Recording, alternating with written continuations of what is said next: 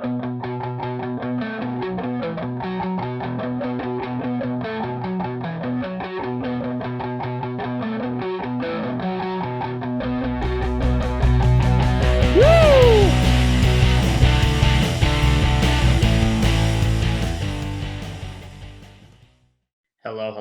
Welcome in to another episode of Johnny on the Track. We are back with an amazing show, an amazing guest lined up. Super excited. This one is going to be one that I hope everybody listens to. If you're not interested in NASCAR and you just listen to this podcast, I think you'll love this one. If you are a diehard NASCAR fan, you will also love this one. So who is it? Who are we having on? So last week we had our first guest that was directly in the industry. We had Trent Owens, again, who's the crew chief for JTG Daugherty Racing. And so this week we will be having on Jeff Kerr, a pit crew member for JTG Daugherty Racing. And he was also with Hendrick for, I think, almost 10 years. And before that, he was with Dale Earnhardt Incorporated. So this is going to be really cool because, from my perspective, at least, I think you often overlook that side of the sport. So for instance, how much does a pit stop really influence the outcome of a race? How taxing is this job on the body, on the mental side of it? Because we don't really think about that. We know it's there. We know, you got to be strong, you got to be fit, but we don't really know everything that's involved with it. So I think this is going to be really cool to listen to what he has to say. So before we fast forward to that interview, just a couple things.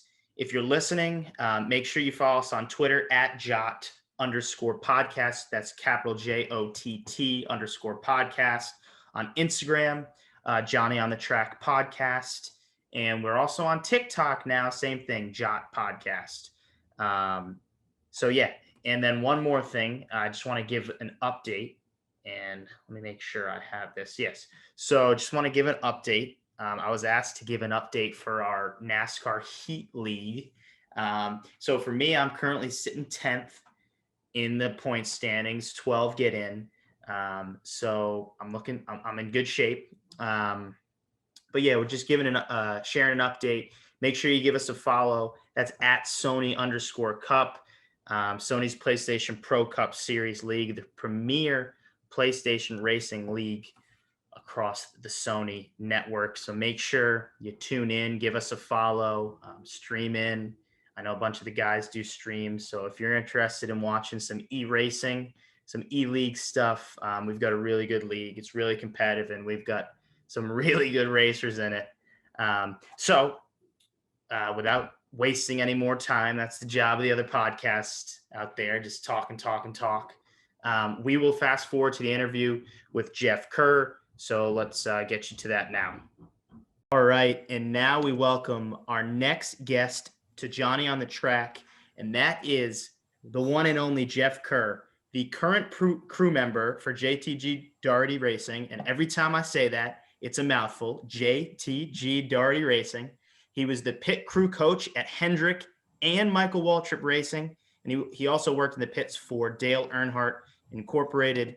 Jeff, I hope I got all that right. And I appreciate you coming on. Thanks for coming on. Yeah, man. One quick update is I've actually stepped away from the pit crew side of it. And so I have left JTG Daugherty, but I'm working right now as a financial planner, but I do go back and help out on some weekends when they need somebody, whether it's COVID related or whatever else. So. Yeah. All right. Well, there we go. We got the update. I tried to get it all right, but what are we going to do? So I want to start and talk about, you were a former football player. Is that correct? Correct. Mm-hmm. So you played college football at, where was that? East Carolina. All right. So I want to talk about that to begin. So you're a college football player. I assume football at that point is probably your life. At any point, is NASCAR in the horizon? Are you a big NASCAR fan? Tell me where in that aspect of your life NASCAR stood. So I grew up in a little town called China Grove, North Carolina, and it's actually only about 15 minutes south of or north of Mooresville, which is mainly the hub of NASCAR. You've got 95% of the teams all really come from this little 30 to 40 mile radius. And knowing that, so I grew up in this area, so I still knew quite a few people. And my brother-in-law was the pit crew coach at Dale Earnhardt Incorporated, and Okay. from the time I was started football, from the time before I got out, he had been on me about, hey, I need you. I want to see you come in and let's try you out. I want to teach you how to do all this. And the biggest thing is we always was preaching as a coach was nobody grows up playing pit crew. Everybody grows up playing soccer. People grow up playing basketball, football, but nobody grows up playing pit crew because it's such a specialist sport. It's the longest sport that's of any sports because you go from February all the way through the end of November. There's no other sport that goes for that length of time. So for me, I grew up in the area. I was kind of immersed in it through family, and he was also the pit crew coach. So I kind of once I left football, then for me, I went and worked at UNC Chapel Hill as a strength and conditioning coach there, and then also worked with the football team. But anyway, long story short, after I decided to leave because I still wanted to be an athlete, then I left there as a strength and conditioning coach to go become an athlete in racing. Okay. So did you ever at any point was there ever, like, man, I still really like football. Was that ever in your mind? Like, man, I might want to pursue something in football, whether it be strength and conditioning on that aspect, coaching. Was that ever in your mind? No. No. When I'm done with something, I am done with it. So I had 5 surgeries, which were major knee surgeries, and so 5 total surgeries. I've had 7 documented concussions, which I've had many more than that. But if you document one, that means you've shown the trainer that, hey, I can't play tomorrow. Well, once that comes up, everybody wants to play, so you'll fake quite a few of them. But long story short, when I was done, I mean, I went to the Cleveland Browns after I left East Carolina, and I was there through camp, and that was probably the most grueling thing I've ever been through with the way camp was then, because it was 6 weeks of 2 days in camp back then because we had a new coach, and then with a new coach and being a rookie, you had to come in for rookie camp, and you had two weeks of a new coach, which means you got 2 more weeks of training camp. So we ended up with 6 weeks total in training camp during that period of time, and that was full pads every day for 6 weeks, playing the equivalent of almost a football game per day in the NFL. When I finished with that, I was totally done, and I was ready to be done. But to say that I don't miss it, I missed it, but my body definitely didn't miss it as much as my mind missed it. So. That's interesting. So I played soccer at Emerson College, where I'm at now, and so we're Division 3, and it's a grind. I mean, it's Division 3, but it's still a grind. And actually, unfortunately, had my senior season canceled due to the COVID pandemic, Mm. and so which it was brutal for me, really tough. But I honestly, I guess I see where you're coming from, because I knew I didn't want to obviously ever pursue playing, just because I'm not good enough. But you get to that mindset where once you finish something, once I was told that this season is over, it kind of like flew out of my mind, and I was on to, okay, well, now I'm ready to take that next step. I was gonna, play out the season and enjoy it and love it, and then take that next step. But yeah, I mean, it just came and went.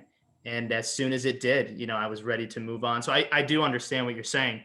So let's still stick on this point. So you talk about, your experience being with the Browns as a football player. Is there anything you took from that aspect of being an athlete over to your career when you changed to a pit crew member? I did, and that's a strange question for me to really interpret. But whenever I did move over from football into racing, I kind of took that same personality as a linebacker. I played Mike linebacker. Yes. When you take that over, there's a lot of emotion involved. Well, when it comes to pit crew, you got to be very careful with emotions, because you may come in for one pit stop, and that's a great pit stop, and you're on top of the world. Well, the very next one, you might be fired. Okay. because there's such emotional perspective where if you go too hard, too fast, it's detrimental because it's not a speed that you're used to. And a big part of being on a pit crew is the fact that everybody around you, you learn their tendencies. In other words, if the stop is requiring you to do a 13-second pit stop, you do a 13-second pit stop. Yeah. If the stop wants you to be, I need to be a tenth faster than the other team to try to beat them out, then you just be a tenth faster. The problem is when you get your mind and emotions involved, a tenth faster in your mind is about a second and a half faster, which means you try that much harder. Well, whenever you put all that together in one big combination of you don't have the capacity to screw up more than a tenth of a second. To put that in reference, if I were to throw you a ball right now and say, catch this ball, if you know it's coming, you'll catch it. If you don't know it's coming, it'll take you 0.3 seconds for you to see it, react to it, and your body to catch it. Okay. That's the difference in having to react to something compared to what's coming at you. So everything is a little bit different, and you got to know what's coming at you every single minute, because a pit crew is kind of like being on the war field. And if there's a car coming in behind you and he's coming in too fast, he gets slippery and gets loose, you might be the one that's going to take the consequence of that. So, Yeah. and all these things have happened. You just have to step across that wall and know that you're taking your life into your own hands. And then the driver, you have to trust that they're going to do what they're supposed to do in a car that weighs 3,500 pounds traveling at 55 miles per hour. So give me the emotional aspect of it when you know that some of this race is going to fall on you and your guys. If you don't execute that 1.5 second, 2 second, that could be the race. What is that emotional, I don't know, weight? Like, what does that feel like? So we trained with some special forces. We actually went down to Fort Bragg, North Carolina, which is where the Army Special Forces did their training. We connected with them and asked them, hey, what can we possibly take from what our sport is and what you guys do for a living to make our sport better? And their answer to us was, okay, whenever you've got somebody in the Special Forces, what they look for there is for somebody that's going to be emotionally dead, okay? They see all these stimuluses coming at them at one time, but they process each one with their brain and they react to it based off of training.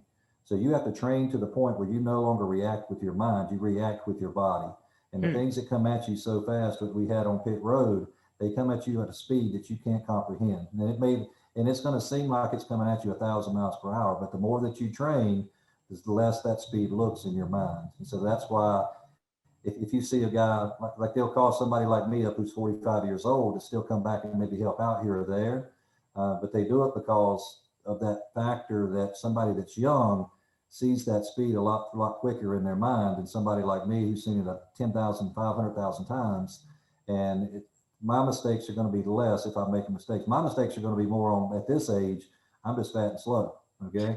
Back when I was an athlete at 225 pounds and could run a whatever 40, then that speed looked a lot different on where I was, but my reaction time is a lot different. So we bring guys back in that would be 50 years old as a tire changer, but they would still be faster than one of these young guys that were coming in because they knew how to get out of a bad situation, or they knew the things that they could kind of counteract, which is something that's going on within a pit stop that you don't think about. And those are the hardest things to adapt to, because if I'm training you to be a tire changer, I can't go over all the scenarios in practice that you're going to experience on the track.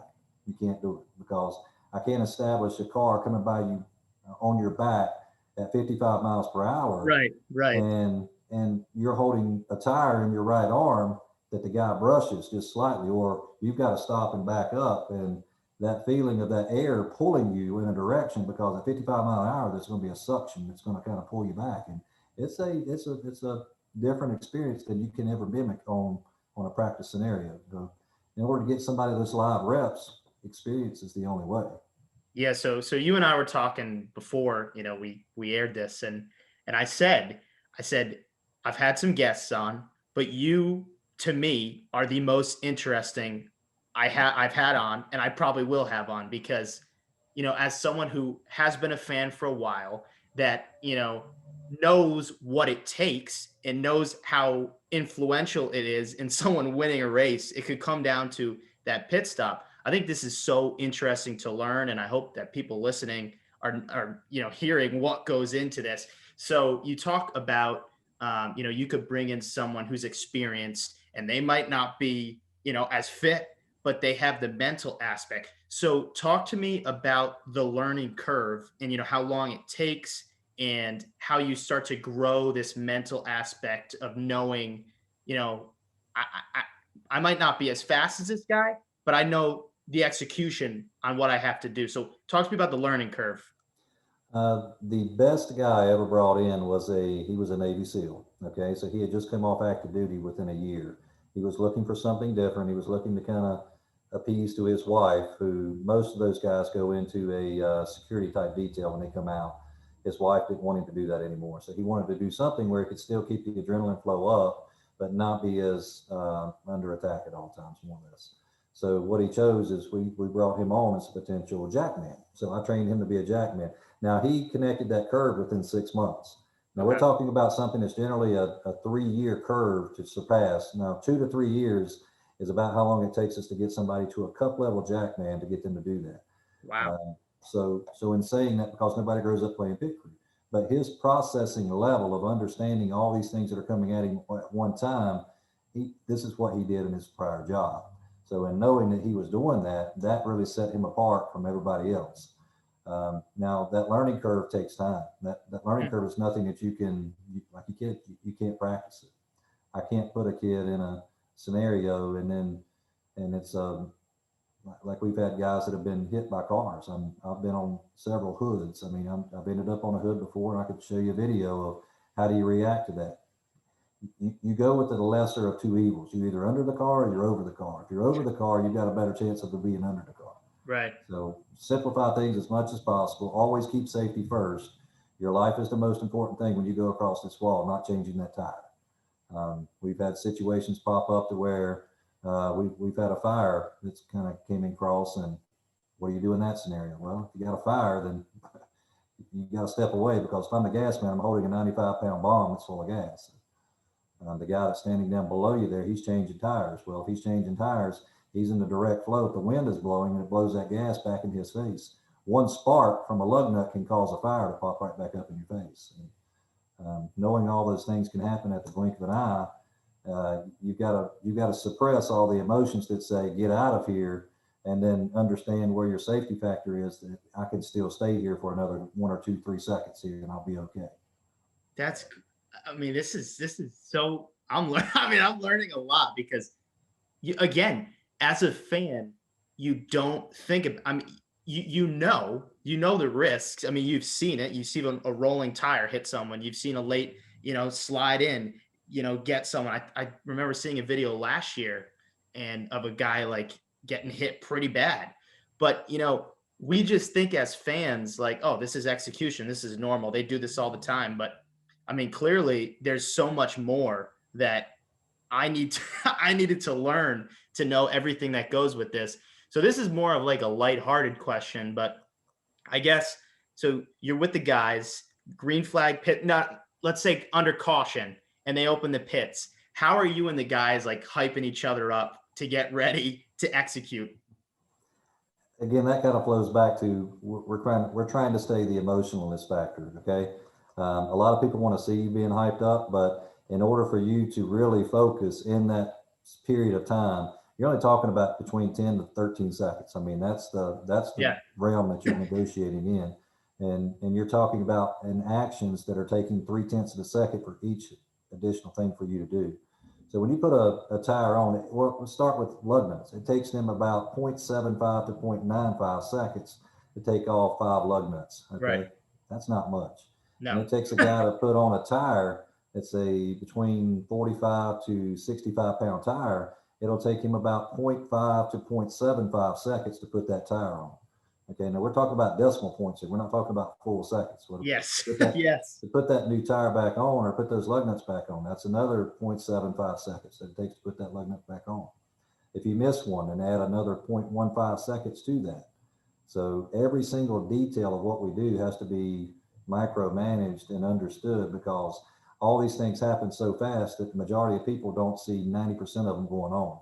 Okay, and you have to be able to decipher, okay, what's happening here, what's happening there, what just went on, And then while something's going on right behind you that you really can't see, but you need to feel. So all of those aspects play into your mental role, and you Yeah. can't have a distraction. The hardest part was when you got a distraction. Let's say the car come in and we have to do adjustments on the car. They'll call, okay, 1 round in the track bar, 1 round out of the right side, left side wedge, whatever it was.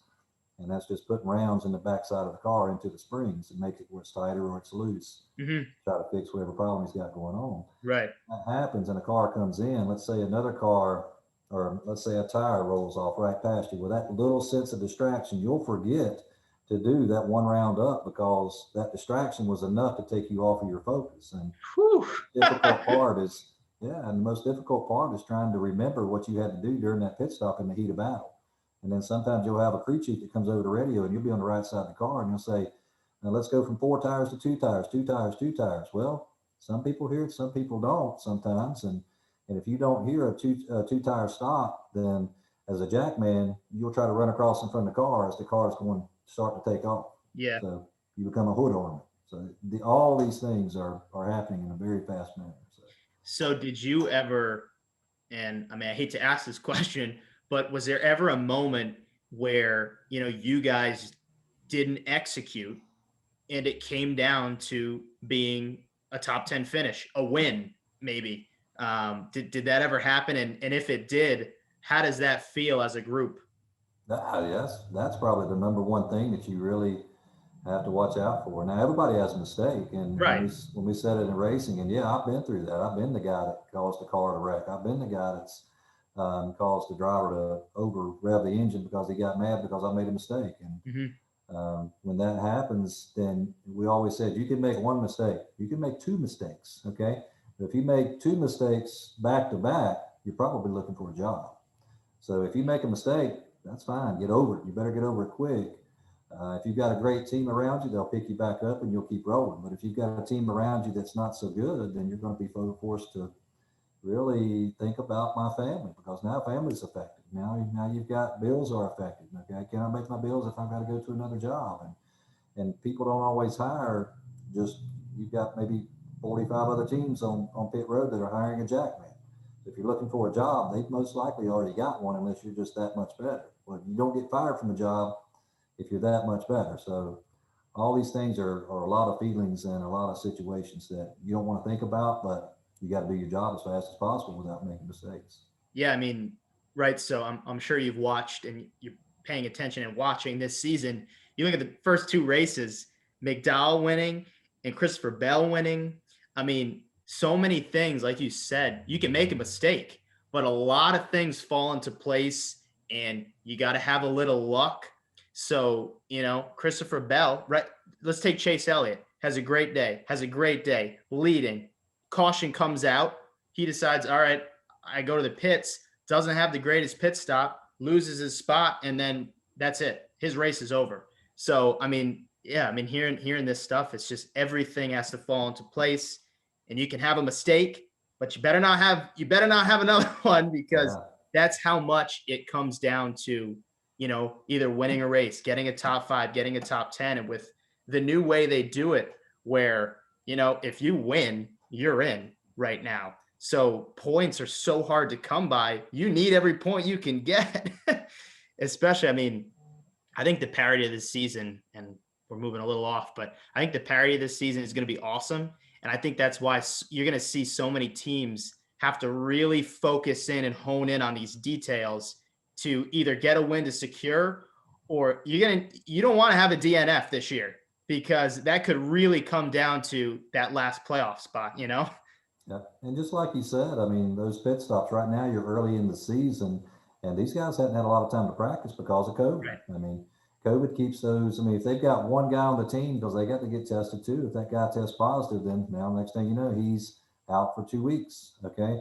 That's 2 weeks of practice, where at the beginning of the year, you only get about 6 weeks of practice in before the season starts. So now these guys are sitting back at somebody in their family, then they got to go into quarantine. So they can't practice. Well, now you don't have that regular flow. So if your tire carrier is not there for a practice for 2 weeks, that's a tough scenario, because everybody gets used to working as a team. And if you're not there to work as a team, then there's going to be a lot more mistakes this year in the early beginnings, because I mean, these guys are going to have guys that they're going to have to put in on the team. Might be a backup because another person that maybe got COVID, they got to sit out. So these situations are going to come up a lot more, I'm afraid. But I mean, it's just going to be the team that doesn't have the mistakes, because you can have every crew chief wants a 10-second stop, okay? Right. And he'll try to hype you up. Hey guys, we need a good one right here. Yeah. And whenever they say that, now sometimes you get what you're looking for, and you got to be careful when to know to do those fast stops and when to know just to do a normal stop. Okay, just give me a 12-second stop here. If I lose a spot, that's fine. I just don't make me lose 7 spots. So let me ask you this. So if you don't mind me asking, when did you step away from full-time pit crew duties? 3 years ago. Okay. Full-time, and I've done a little part-time in between. Yeah. Okay, so now I don't know if you did, but we actually just had last week. We had Trent Owens on. Are you familiar with Trent? Yep.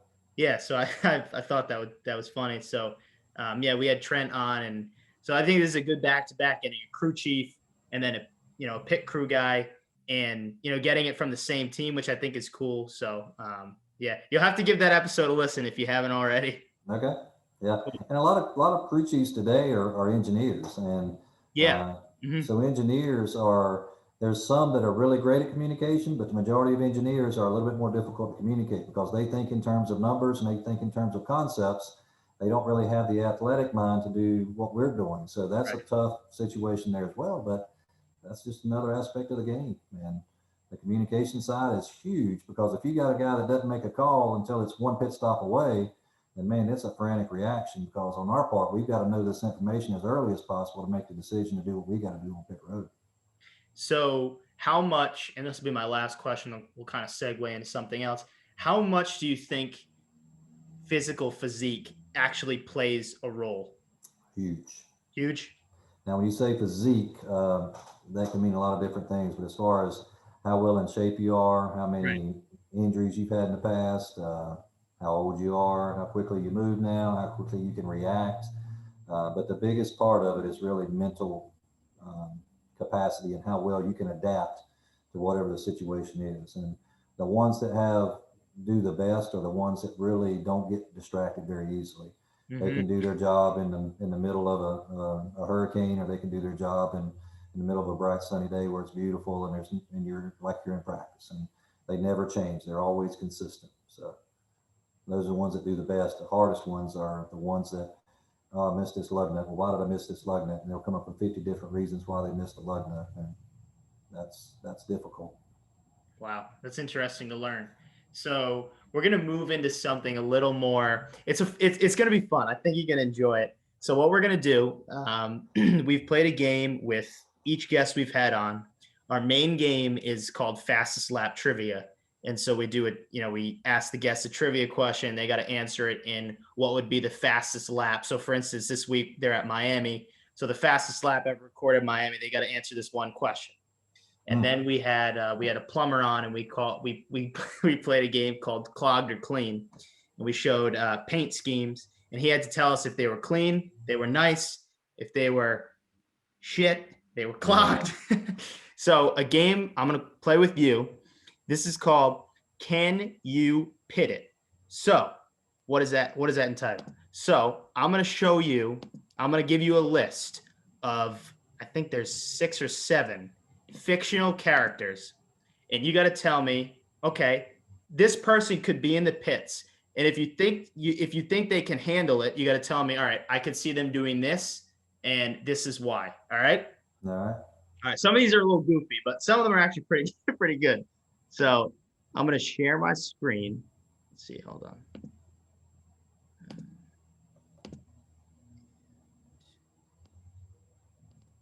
Can you see that? Yeah. Yep. All right. So there it is.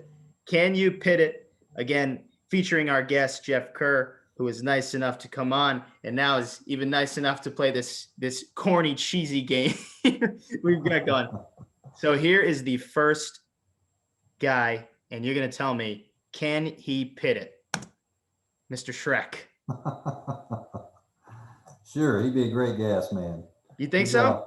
He ain't very tall. He's got a whole lot of strength, and he can plug a gas can in without probably moving very far. All right, so there it is. That's the We've best had analysis we quite could a few gas men that have looked like that when in the early years. get. So there it is. So can Shrek pit it? Yes, he can. So we'll move to the second guest here, Forrest Gump. Yeah, I'm going to say he could. He's fast. And I don't think he's going to overthink anything. He was motivated in the movie. Very motivated. Everything he touched turned to gold. So I'd want him on my team, knowing that he's probably going to make it happen. All right, so there we go. So I agree. I think with Shrek, he's got the muscles, so you can find a role for him. I think with Forrest Gump, same thing. He was motivated to get the girl. He's fast. He's quick. He's in pretty good shape here. He might have lost it, but so we're 2 for 2. Here's number 3. Peter Griffin. No. I agree. He's out. I say no. I say he's too goofy. So, like you said, he's probably not going to be focused. He's not going to be focused, and I think he's too slow. He's not going to know the difference between lug nuts and chin nuts there. So he'll probably trying to hit the wrong one. So can Peter Griffin pit it? No, he cannot. So this is Wonder Woman. What do you think? I'm going to say she's going to distract every man on the team, and we're not going to get a whole lot of work out of the rest of the guys. So I'm going to say probably no. Okay. All right. I hear you. And I actually said that when I was making this. I was like, well, I think she could cause a little distraction, but she is strong. She's fast. So we heard it from you. So I'm going to say if we got the rest of her crew out there, then yes, she can pit it. Okay. If she's out there with the guys, we're going to struggle. No, our boys they're going to have a tough time. All right. So 2 for 4. So Wonder Woman, she could, but we're going to say in this instance now. Here's Roadrunner. I'm interested what you got here. He got to have some better arms. He's going to be fast, but he got to have better arms. He's going to be doing the T-Rex thing on trying to hit lug nuts. He ain't going to hit very many. I agree. He's fast.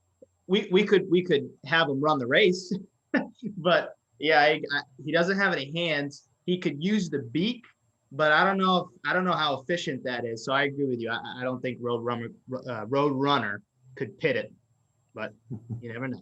All right, so this one, I don't even know why he's on here, but he brings something that nobody else can bring. He can fly. So what do you say about Peter Pan? Well, I'm going to say he can hold the camera. He'd do a great job of holding the camera up on top of the pit box and then making sure we're doing everything right. He's our engineer right here.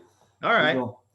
He's going to make it happen, not over the wall, but he's going to make it happen behind the wall. He's going to get all the things knowing that we got to need to know during a pit stop. And we've actually had in the past, we've had these little pressure checks that are built into the hose and that tell us if the lug nuts are tight or if they're loose.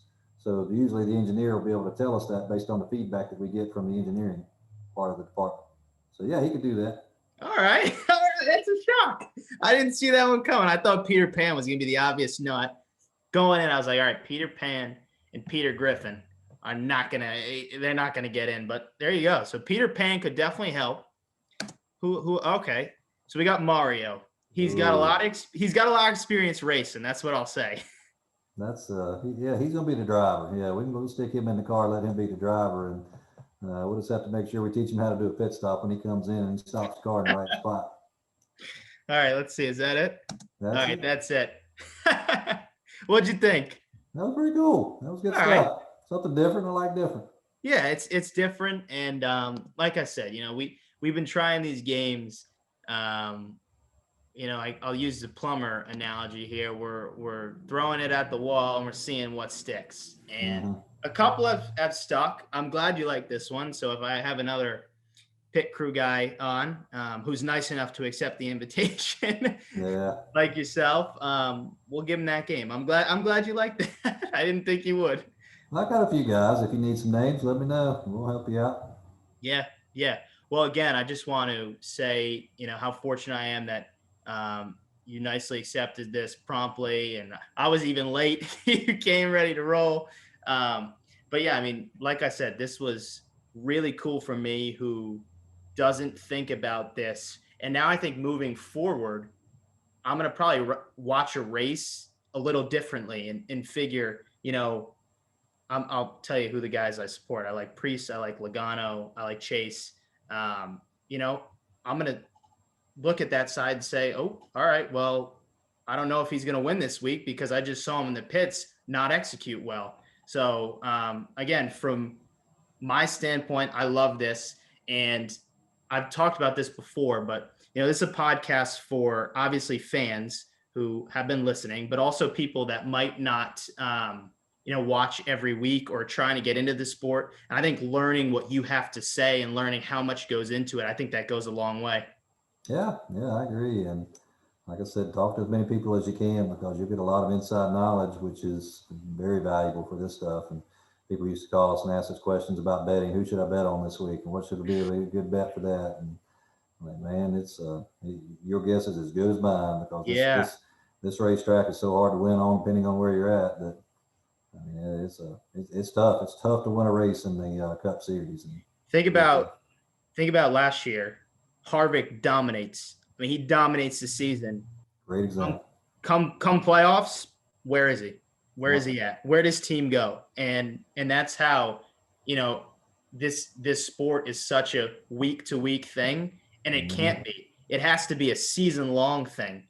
And maybe not. Of course, yes, you want it to be a season long thing, but if you're having struggles, they better not be in the playoffs, right? That's all I'm saying. And then the pressure surmounts, and it's difficult to. It's just hard to make sure that you got the right thing going at the right time. I mean, because a lot like Harvick, I mean, he may have had something going with his car that other teams figured out when you got to the playoffs. And I mean, it's important to get there, but it's even more important to make sure you got something left in the tank that you can use that's going to be even better. All you need is a half a tenth. Okay. Yeah. I mean, if you got a half a tenth, maybe it's a little bit more than that. If you've got that, and that's a big advantage in this sport because everything has been so tightened up. So I'm going to press you with one. I'm going to press you with one final question. And you said it's tough to pick week to week of who's going to win because it's a crazy sport. But do you give me an underdog champion this year? 20 car. Okay. Wow. So okay. I worked with him when he first came in on the truck series with Kyle Busch Motorsports, and that guy has a ton of talent. And I mean, when I tell you a ton of talent, now he is another Kyle Busch without all the extra baggage that goes along with what Kyle is facing right now with a lot of things. But he is tremendous. I mean, a lot going for him, and I think he's had some great coaches along the way. In Kyle Busch, which was one of his coaches, and I did one of his first pit stops, and it was at Pocono. So we did it at Pocono, and so he's a great guy. He's got a great head on his shoulders, and he's got a ton of talent. So I would say watch for him this year. So that's awesome that you said that. So the first episode we did, I had a guy named William Richard on. He's at NASCAR_opinion on Twitter. He's got a big following. And I said to him, all this talk about Kyle Larson, I said, who is always right next to Kyle Larson in every dirt race? In every, in every car he gets in, who's right there, it either takes the win or right behind Kyle. It's Christopher Bell.